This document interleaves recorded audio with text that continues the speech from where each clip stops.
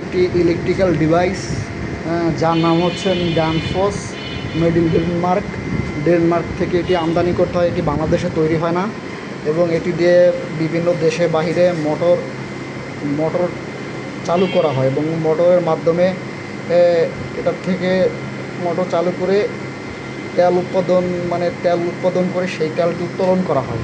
কিন্তু বাংলাদেশে যেহেতু তেলের খনি নেই, বাংলাদেশে ঢাকা ওয়াসা বা চট্টগ্রাম ওয়াসা, খুলনা ওয়াসা, এইসব ওয়াসার কাজে এই মেশিনটি ব্যবহার করা হয়, ড্যানফোর্স। এবং এই মেশিনটি দিয়ে মোটর চালু করা হয় এবং মোটরের সাহায্যে পানি উত্তোলন করা হয়। মাটির 300-400 ফিট গভীর থেকে পানি উত্তোলন করা হয়। আজকে আপনাদের দেখাবো একটি প্রোগ্রাম, যে প্রোগ্রামটির মাধ্যমে মোটরের কিলোওয়াট এম্পিয়ার সেট করা হয়। একটি মোটর যদি এখানে আছে 55 কিলোওয়াট, আমার মোটরটা হচ্ছে 37 কিলোওয়াট, আমি এখানে 37 কিলোওয়াট করে দেবো। এই যে 45 আছে, এই যে 160, তো এটা 37 হচ্ছে না, যাই হোক এটা আমি 45 করে রাখবো। এ হচ্ছে মোটরের কিলোওয়াট। তারপরে হচ্ছে আমার ভোল্টেজ হচ্ছে 400ই থাকবে। তারপরে মোটর ফ্রিকোয়েন্সি 50 থাকবে। তারপরে হচ্ছে মোটর কারেন্ট, এটা হচ্ছে সেট এম্পিয়ার। আমি যেটা সেটার জন্য আমি এখানে আসছি। আমার মোটর হচ্ছে 79 সেট কারেন্ট বা সেট এম্পিয়ার, যে 79 এম্পিয়ারের একটি মোটর, এখানে 85 আছে। তো এখানে একটি সমস্যা হতে পারতো যদি 85 দিয়ে অনেক দিন মোটরটি চলতো। তো আমি এটাকে এখন আমার মোটরের গায়ে যে সেট এম্পিয়ারটি আছে সেটি সেট করে দিব। এখানে আমাদের মোটরের গায়ে আছে হচ্ছে 79, তো আমি 79 করে দিচ্ছি। 79 করে দিচ্ছি, বাস হয়ে গেল। 79 সেট এম্পিয়ার হয়ে গেছে। তারপরে দেখবো হচ্ছে আরপিএম মূলত হচ্ছে থাকবে হচ্ছে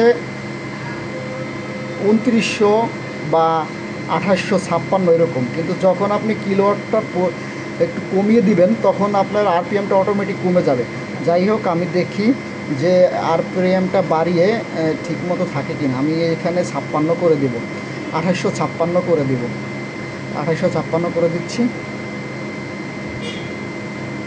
তো 2856 হয়ে গেছে, সেট হয়ে গেছে। এখন আমি নিচে যাব।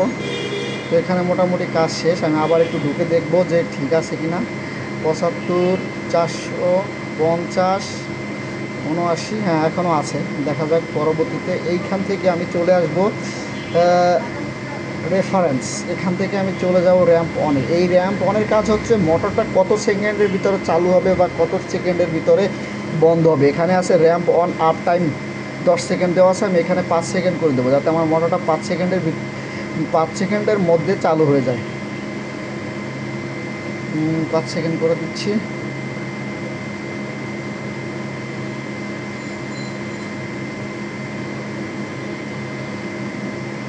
সরি,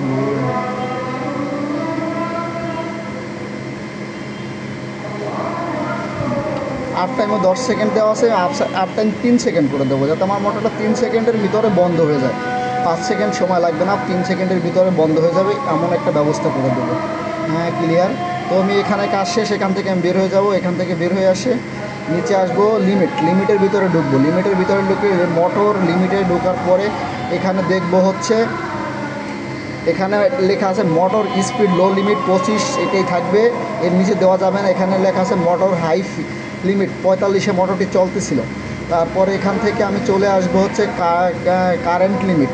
তো আমি কারেন্ট লিমিট এখানে 100 করে দেবো, 110%ও থাকতে পারে, এটা কোনো সমস্যা নয়।